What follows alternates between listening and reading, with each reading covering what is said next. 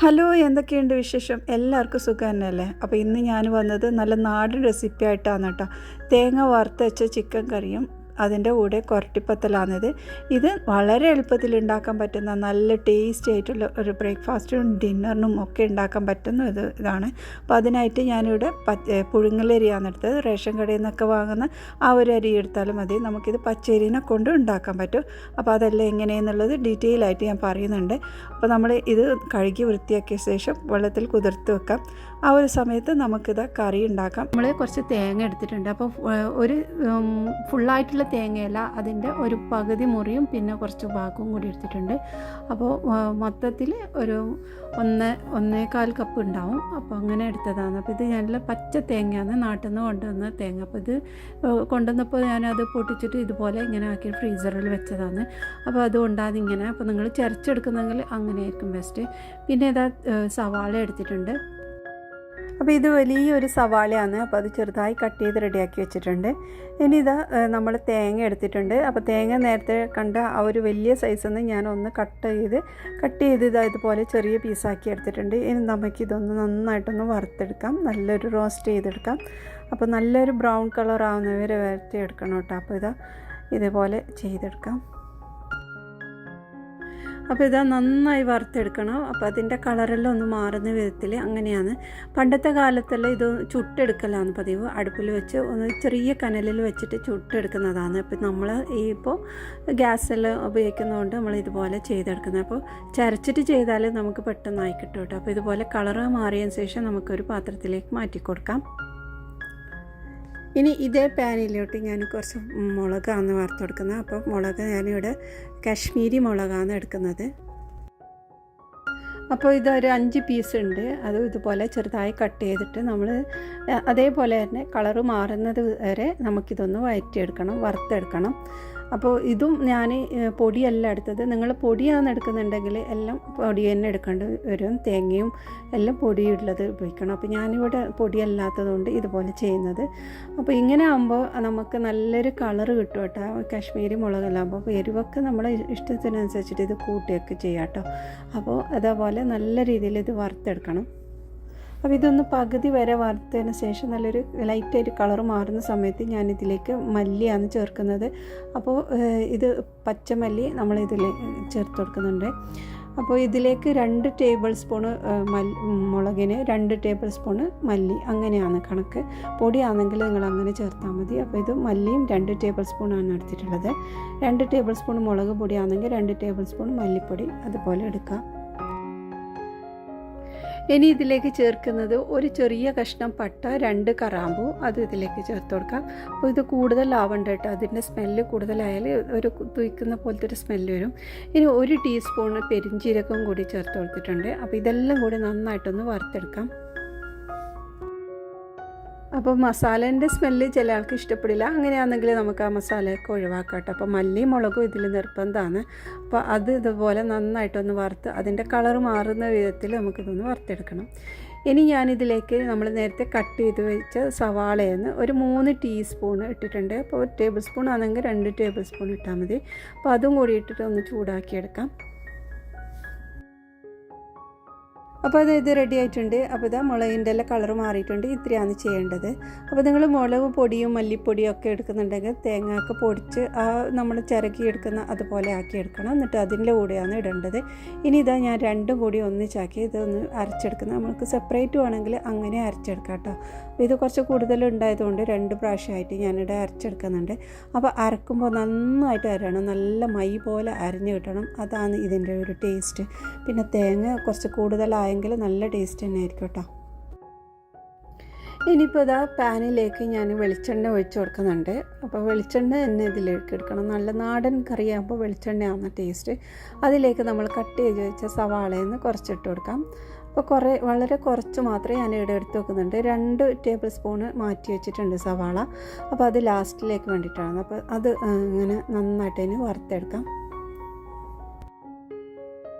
അപ്പോൾ സവാള വഴറ്റുന്ന സമയത്ത് നമുക്കിതിലേക്ക് ഇഞ്ചി വെളുത്തുള്ളി പേസ്റ്റ് ചേർത്ത് കൊടുക്കാം. 1 ടേബിൾ സ്പൂൺ ഇട്ടിട്ടുണ്ട്. അതും കൂടിയിട്ട് നന്നായിട്ടൊന്ന് ഇളക്കിയെടുക്കാം. ഇനി നമുക്ക് പച്ചമുളക് ചേർത്ത് കൊടുക്കാം. അപ്പോൾ 4-5 പച്ചമുളക് ഇട്ടിട്ടുണ്ട്, ചെറിയ സൈസുള്ള പച്ചമുളകാണ്. അപ്പോൾ അത് ഇട്ടിട്ടുണ്ട്. പിന്നെ ഒരു വലിയ തക്കാളിയും കൂടി ചേർത്ത് കൊടുത്തത് നന്നായി ഇളക്കിയെടുക്കാം. പിന്നെ നമുക്കിതിലേക്ക് കറിവേപ്പില ചേർത്ത് കൊടുക്കാം. അപ്പോൾ കറിവേപ്പിലിൻ്റെ സ്മെല്ലൊക്കെ നല്ല ടേസ്റ്റാണ് കേട്ടോ. അപ്പോൾ ഇടയ്ക്കിടയ്ക്ക് ഒന്ന് കറിവേപ്പില ഇട്ട് കൊടുക്കാം. പിന്നെ ഇതാ നമ്മൾ പൊടികളായിട്ട് മഞ്ഞൾപ്പൊടിയും മുളക് പൊടിയാണ് ചേർക്കുന്നത്. അത് 1/2 ടീസ്പൂൺ ചേർത്തിട്ട് ഇതുപോലെ ഇളക്കിയെടുക്കാം.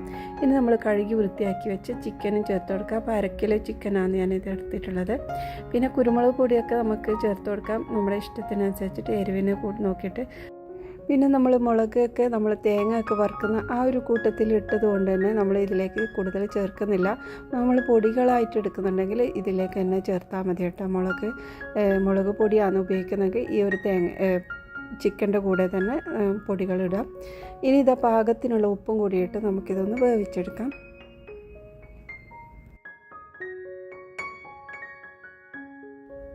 അപ്പോൾ ഇതാ നമ്മുടെ തേങ്ങയും മുളകെല്ലാം നല്ല രീതിയിൽ അരച്ചെടുത്തിട്ടുണ്ട്. 2 പ്രാവശ്യമായിട്ടാണ് അരച്ചത്.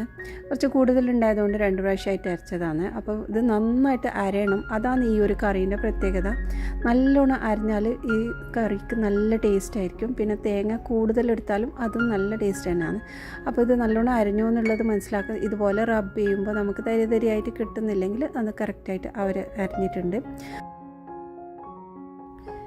ഇനിയിപ്പോൾ നമ്മുടെ ചിക്കൻ പകുതി വരെ വെന്തിട്ടുണ്ട്. ഈ ഒരു സമയത്താണ് നമ്മൾ തേങ്ങ ഇതിലേക്ക് ചേർത്ത് കൊടുക്കുന്നത്. നമ്മൾ അരച്ച് വെച്ച തേങ്ങ ഇതിലേക്കിട്ട് ഒന്ന് ജസ്റ്റ് ഒന്ന് ഇളക്കിയെടുക്കാം. അപ്പോൾ ഫുള്ളായിട്ട് വേകുന്നില്ല, പകുതി വേകുന്ന സമയത്താണ് ചേർക്കുന്നത്. അപ്പോൾ ഇനി ബാക്കിയുള്ളത് ഈ ഒരു തേങ്ങയും കൂടിയിട്ട് നമുക്ക് വേവിച്ചെടുക്കണം. അപ്പോൾ അതിനനുസരിച്ചിട്ട് വെള്ളം കൂടി ഒഴിച്ചു കൊടുക്കണം. അപ്പോൾ ലോ ഫ്ലെയിമിലിട്ടിട്ട് വേണം നമ്മളിതൊന്ന് വേവിച്ചെടുക്കാൻ. ഇനി അപ്പോൾ ഫ്ലെയിം കൂട്ടാൻ പാടില്ല, ചെറിയ ഫ്ലെയിമിലിട്ടിട്ട് അത് ജസ്റ്റ് ഒന്ന് തിളച്ചുകൊണ്ടിരിക്കട്ടെ. കാരണം അത് തേങ്ങയെല്ലാം ഇട്ടുമ്പോൾ ആ ഒരു ഫ്ലെയിം കൂട്ടിയാൽ പെട്ടെന്നൊരു പെരുത്ത പോലെയാവും. അപ്പോൾ ചെറിയ ഫ്ലെയിമിലിട്ടിട്ട് വേവിച്ചെടുക്കാം. ഇനി ഇത് അടച്ചു വെച്ചിട്ട് തന്നെ നമുക്ക് വേവിച്ചെടുക്കാം. അപ്പോൾ ഇതാ നല്ല തിള വന്നിട്ടുണ്ട്, ചിക്കനെല്ലാം വെന്തിട്ടുമുണ്ട്, എണ്ണയൊക്കെ തെളിഞ്ഞ് വന്നിട്ടുണ്ട്.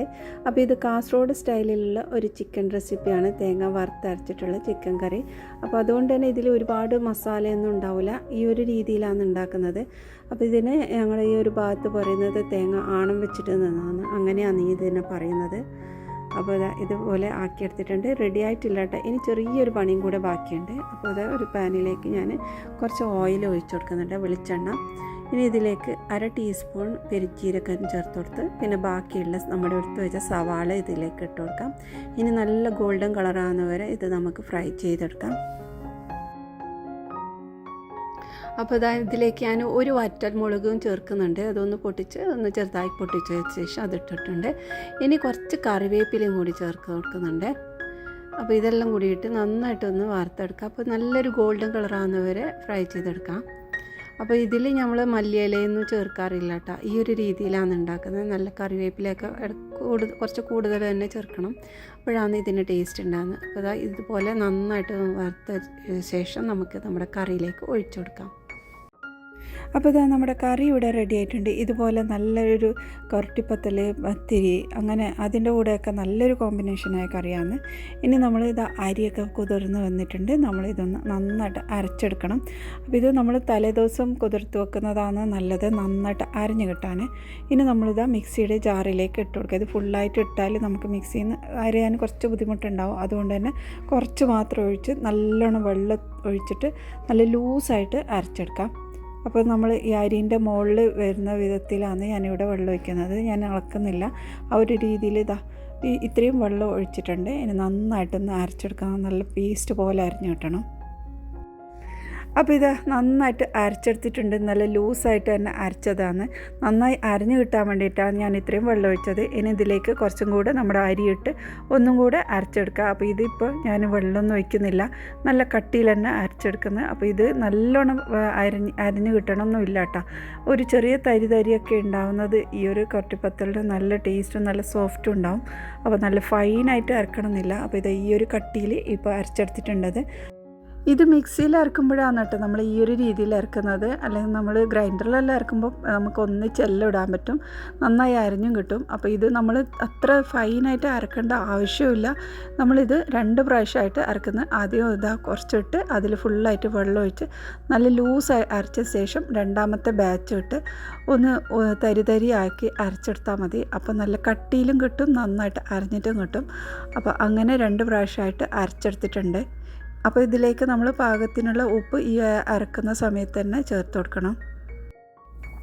അപ്പോൾ ഇതാ നമ്മുടെ അരിയെല്ലാം നന്നായിട്ട് അരച്ചെടുത്തതിന് ശേഷം ഇതിലേക്ക് മാറ്റി കൊടുക്കുക. ഇനി നമുക്ക് തേങ്ങ അരച്ചെടുക്കാനുള്ളതാണ്. അപ്പോൾ അരക്കപ്പോളം തേങ്ങ എടുത്തിട്ടുണ്ട്. അത് മിക്സിയുടെ ചെറിയ ജാറിലിട്ട് ഞാൻ അരച്ചെടുക്കുന്നതാണ്. അപ്പോൾ ഇത് നമ്മൾ അരി അരക്കുന്ന അതേ ഇതിൽ തന്നെ അരക്കാനും പറ്റും കേട്ടോ. അപ്പോൾ ഞാൻ ഇങ്ങനെ ചെയ്യുന്നത്. അപ്പോൾ അതിലേക്ക് ചെറിയൊരു സവാള ഇതുപോലെ കട്ട് ചെയ്തിട്ടിട്ടുണ്ട്. ഇനി 1 ടേബിൾ സ്പൂൺ പെരിഞ്ജീരകവും ചേർത്തിട്ടുണ്ട്. ഇനി ഇത് നന്നായിട്ടൊന്ന് അരച്ചെടുക്കാം.